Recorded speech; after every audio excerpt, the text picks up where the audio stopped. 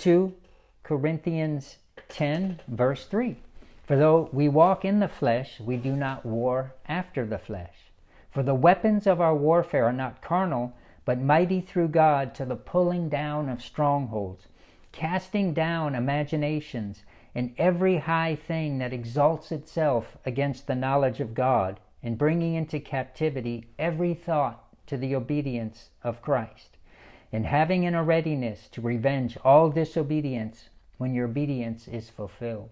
What I wanted to get out of those verses, verse 5, casting down imaginations, that's reasonings, and every high thing that exalts itself against the knowledge of God, and bringing into captivity every thought to the obedience of Christ. Because remember, your spiritual mind's inside your natural mind, which means you're having a spiritual thought inside a natural thought. So you must, through your spiritual mind, through this spiritual thought, through this spiritual word God has given you, first and foremost through praying in tongues, and yes, meditating the word, by all means, that through that spiritual mind, because he's going to begin to build you up in your spirit so you know the difference between your spiritual mind, your natural mind, then you, by the spiritual mind, in the spiritual thought, something the word that God has told you, pull down the stronghold of the natural soul that's imitating that very same understanding, but he's understanding it in the natural,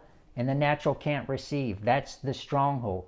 But through the Spirit, through being built up, through praying in tongues, in your spiritual mind, you can know the difference, and then you can pull down the strongholds and the reasonings in the natural mind that are exalting itself against the Word of God. You can take that thought captive.